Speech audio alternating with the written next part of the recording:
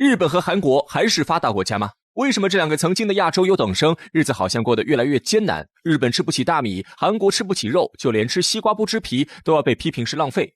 日本有失落的30年，韩国经济起起伏伏的，也没好到哪儿去。过去30年，这哥俩跟美国关系处的堪称情同父子，可结果我们也都看到了，背靠老美这么久，非但没获得可以持续下去的红利，反而促成了现在困境的根源。有句话说得好，日韩发达靠吸美国的血，美国发达靠吸日韩和全世界的血。那么，给美国当了几十年小弟，正在沦为牺牲品的日韩，还有出路吗？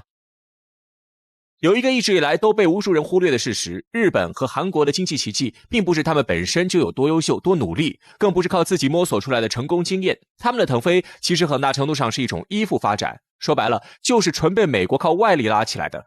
二战之后，日本和韩国都在废墟里挣扎。朝鲜战争爆发时，美国需要在亚洲有个后勤和产业支撑点，看了一圈，就日本最合适。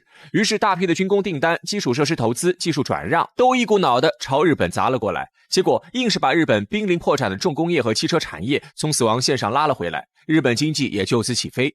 同样，韩国当时也穷得不行，普通民众的日子还不如泰国和缅甸，全靠美国援助维持运转。1965年，在美国的撮合下，韩国和日本恢复了正常邦交，也拿到了大笔资金和市场。更重要的是，韩国得以进入日本的技术圈子。韩国的第一个正儿八经的大型工业项目虎象钢铁公司，就是在日本的技术帮助下建成的。有了这一步，韩国才有机会从生产服装、玩具这些轻工业产品，之后再慢慢转向搞汽车、造船等更高端的、具备全球竞争性的工业领域。所以日韩能腾飞，根本原因并不是自己有多优秀，而是美国为了冷战需要，为了利益最大化，才特意扶持起来他们当马前卒。美国想让他们富，他们才能富。反之，要是美国转身不想管了，或者觉得碍事了，他们立马就能被打回原形。可以说，日韩的经济发展在一定程度上是以国家主权和战略自主为代价换来的。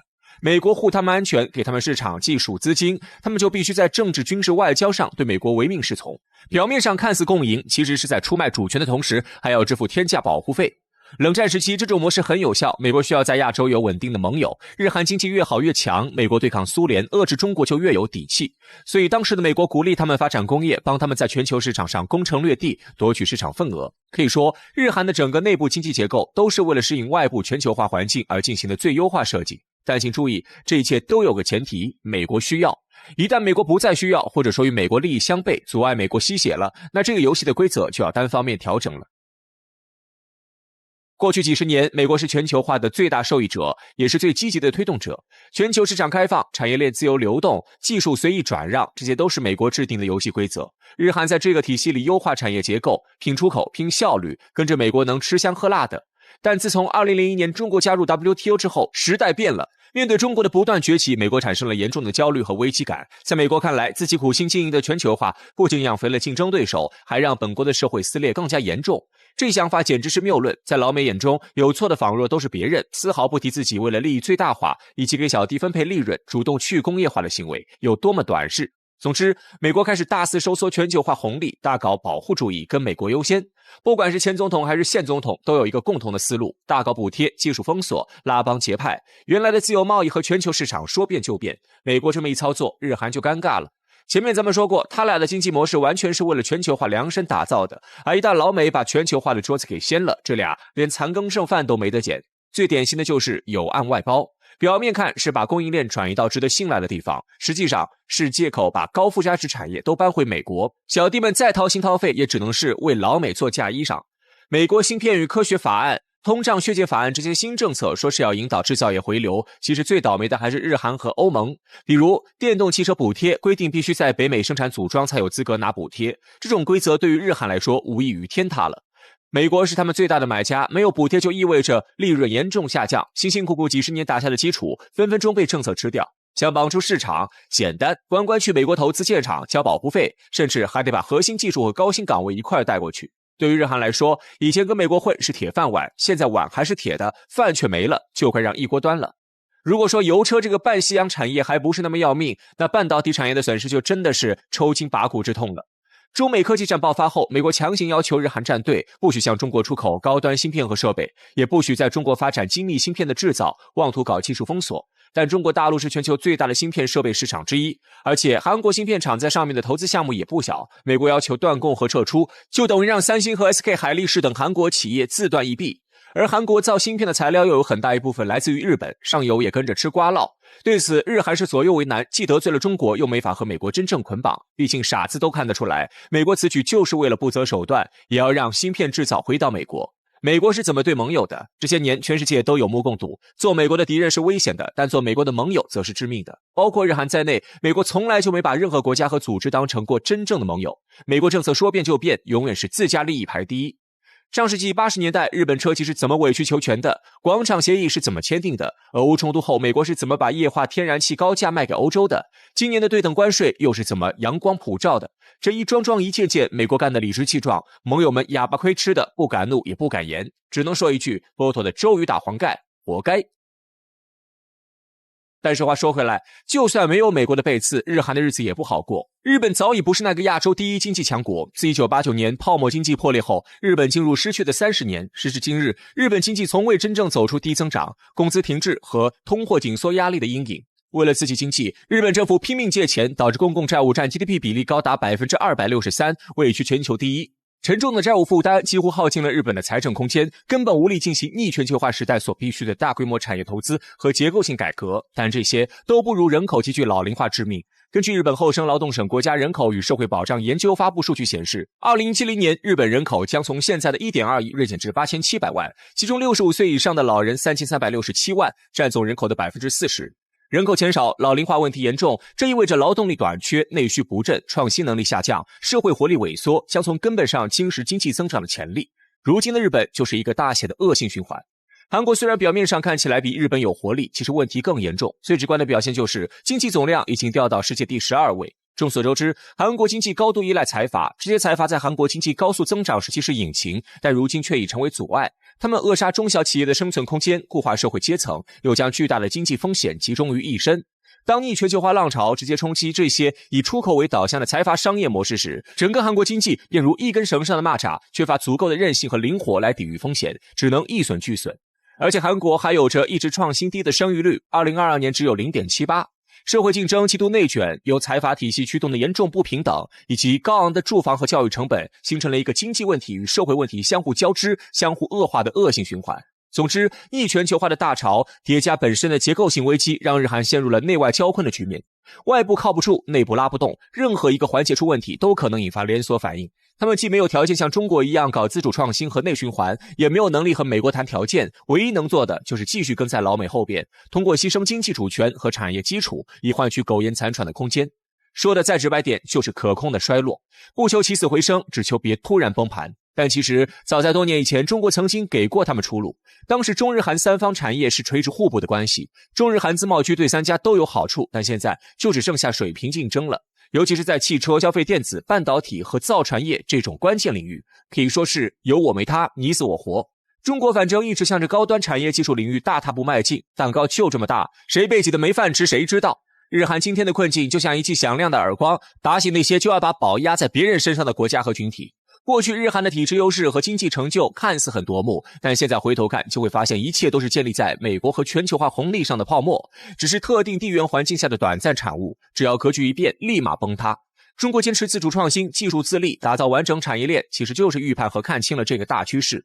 哪怕再难，也要咬牙突破那些卡脖子的技术，绝不能把命运交到别人手里。时代的潮水已经退去，谁在裸泳？一目讨厌中国还疯狂润中，韩国人到底是怎么想的？据韩国外交部在早年间的一份统计数据显示，2014年旅居中国的韩人韩侨人数就达到了 258.6 万，占到了当年海外韩人韩侨总数的 36%， 位列世界最多。驻华韩人协会还曾透露，目前长期居住在中国的韩国人大概有30至40万，如果算上短期居住者，数量或许能达到10倍以上。要知道2023年韩国总人口数才5000多万，这么一估计，可能有接近1/10的韩国人选择来到中国，显然这是极为不正常的。毕竟现在在网络上，许多韩国人对中国都抱有极深的敌意，那种溢于言表的讨厌之情几乎比比皆是。那为何韩国人这么讨厌中国，最后还要抢着来到中国呢？对此，或许韩国国内近期的一场骚乱能够给出答案。韩国人疯狂润中背后隐藏着的，恰恰是如今韩国社会深刻的苦痛。如果今天我不站出来说话，那么明日我就会失去说话的权利。新年刚刚开始，韩国国内就又闹出了大乱子。据多方媒体消息报道，在韩国政府日前宣布2025年全面扩招医学生后，韩国国内医学界上下震怒。截至于当地时间2月19号，已经有100家医院合计6415名医生因为此事递交辞呈。5所首尔大医院联合决定暂停工作，以示对政府决定的抗议。毫无疑问，韩国医学界的这番举动势必会让韩国本就紧张的医疗资源再次雪上加霜。因此，一些韩国政客直言，这是一起针对青瓦台的逼宫行动。韩国总统尹锡悦更是在镜头前愤怒地表示，现任政府绝不会像前任政府一样姑息医疗界的集体行动，医疗界斗不过国民。事实上，韩国因为医改事件爆发骚乱早已悉数平常，可以说几乎每一次政府要对医疗行业展开行动之时，都会引起对方的针锋相对。但如果抛开其他因素不谈，韩国政府的行为是错的吗？显然不是。据韩国保健福利部发布的数据，2015年韩国每1000人对应的临床医生数量仅为 2.2 人，远低于 OECD 成员国的平均值。因此，在紧张的医疗资源下，许多患者往往需要承担更高的费用才能得到及时治疗。例如，在2017年，韩国就有46万名患者的医疗总费用超过500万韩元，不少韩国家庭因为高昂的医疗费用而支离破碎。对此，韩国前总统文在寅甚至曾满含热泪地说道，韩国政府绝对不会让因为高额医疗费导致家庭破碎的情况再次发生。哪怕是后来竭力想要抹去前政府痕迹的尹锡悦上台，也依然坚持保留了在医疗方面出台的政策。由此足以见得，韩国医改已经到了势在必行的地步，成功与否甚至关乎着现政府的执政成绩。只不过，这种改革势必要牺牲现有医生们的利益。其实，韩国医疗行业的福利待遇并不低。同样是根据韩国保健福利部门给出的数据，韩国医生的平均月工资能够达到1304万韩元，约合 7.75 万人民币。这个数字相当于其他行业普通上班族平均工资的4至5倍。所以，哪怕医疗行业扩招，也依然能够让大部分医生过上比普通人富裕的生活。医生们拼死抵制，看起来有点无理取闹，但是结合韩国的实际情况再一看，就会发现这些医生的反应也情有可原。因为如果要以当地消费水平为标准的话，高工资的医生依然要面临巨大的压力。就拿买房这件事情举例，根据韩国央行统计，在2023年的第2季度，韩国40岁以下青年人人均家庭贷款7900万韩元，其中 70% 都来自于房贷。然而，与这个数据相对的是，在2023年5月，就有126万名韩国人失业，其中一半以上都拥有学士及以上学位。于是，在这样的巨大压力下，许多韩国年轻人都陷入到了断贷的恶性循环当中。医疗行业由于其不可取代性以及的稀缺性，暂时未受波及。但未来呢，伴随着医改的进行，越来越多的新人涌入这个行业，自然会引起医生们的恐慌。正如一名韩国医生在接受采访时说的那样，如果今天我不奋起反抗，那么明天我就会饿死街头。除了高昂的房价之外，韩国人面临的贫富差距也越来越大。根据韩国媒体的统计，经过半个多世纪的兼并，目前韩国全国 83% 的土地都掌握在 5% 的精英阶层手中，而且国家压根儿没有能力赎回。所以韩国的普通人想要安身立命，唯一的办法只有将自己的一生奉献给那少数的上层人。基于这一点，许多韩国人都在埋怨医疗行业的暴利，嫉妒医生们的高工资，但他们又何尝没有遭受更上层的剥削呢？这何尝不是一场被精心设计的底层内斗呢？不过话说回来，倒也不是所有韩国人都是那么死脑筋的。既然这片土地上没有生存的地方，那为什么不走出去呢？而这便是韩国如今移民浪潮的由来。根据韩国移民局的统计，在最近的10年时间里，人口5000多万的韩国就向海外输送了600多万的移民，平均一年60万。在20至30岁的年轻人群体当中，移民更是遭到了强烈的追捧。56%的人有移民想法，70%的新婚夫妻已经开始计划移民。难怪英国学者大卫·科尔曼敢大胆地做出预测，韩国或将成为全球首个自然消失的国家。韩国每年有这么多的移民，他们都去哪儿了呢？其实在一开始的时候，美国和一些西方国家才是韩国人的首选，毕竟背井离乡怎么也不能自降生活水平，而且他们也自认为在这些发达国家有更多的机会，能力可以得到充分的应用。但就现实情况来看，这种心态更像是韩国人的自作多情。例如前段时间美国爆发的那场非法移民闹剧，众所周知，美国一直都对移民持十分谨慎的态度，有时想要申请一张签证都会被各种卡脖子。事实上，相比之下，美国的精英们可能更欢迎那些能够承担底层工作的廉价劳动力，而非会分享美国社会红利的中层精英。所以久而久之，韩国人就对美西方国家不再热衷，润中便逐渐成为了一股潮流。对于韩国人来说，来到中国有什么好处呢？首先，两国文化相近，能够更好地帮助韩国人融入中国社会。对于韩国人来说，在熟悉中国文化的时候，比起陌生的美国文化要更加轻松，更加能够接受。更别提相较于美国，中国实在不要太安全。今年2月14号，美国春晚超级晚盛典如期召开，结果不出意外的又出了意外，2名嫌疑人朝着人群开枪，致使1人死亡，21人受伤。截至目前还有8人未脱离生命危险。在美国，枪击案的发生几乎就像吃饭喝水一样稀疏平常。正如人们常说的那样，明天和意外，你永远不知道谁会率先到来，这就是美国的现状。像其他国家如果发生类似的事件，通常都能找到原因，可是在美国，呼吸可能都是一种犯罪。所以这也是现在很多外国人来到中国后惊叹于中国安全，并选择留在中国的原因。韩国人自然也不会例外。最后也是最关键的一点，则是韩国人骨子里的傲慢。许多韩国人认为相较之下，自己在中国更具备技术优势，这点实际上最能反映在医疗，特别是整形医疗方面。由于近年来韩国明星的走红，韩国整容技术在中国甚至全世界得到了广泛的认同。许多人不惜花费重金专程跑到韩国整形，一些有韩国医生冠名的整形医院亦往往能够得到更多人青睐。可是韩国医生真的有传说中那么神乎其神吗？显然不是。近些年来，各种韩国医生操刀失败的案例屡见不鲜。人民日报甚至曾报道过一些二流三流韩国医生来华无证行医，只为练手的新闻。由此可见，过于的迷信往往不仅不能达成目标，反而还会加大受害的风险。万一发生事故，很有可能会吃硬亏。所以从这里不难看出，韩国人自信的技术可能真的没有那么有优势。面对这么多的韩国人来华，我们该如何应对呢？由于各种各样的原因，不少韩国人讨厌中国，同样的也有不少中国人讨厌韩国，甚至这种讨厌上升到了一概而论的地步。可是这样的做法显然是不对的。就比如韩国的整形医生，我们不排除有一些菜鸟混淆视听，但与此同时，我们也需要认可一些韩国的顶尖整形医生确实有着鬼斧神工一般的技艺。扩大到其他行业来说，拥有鬼斧神工技艺的后者，显然是我们现在所需要的人才。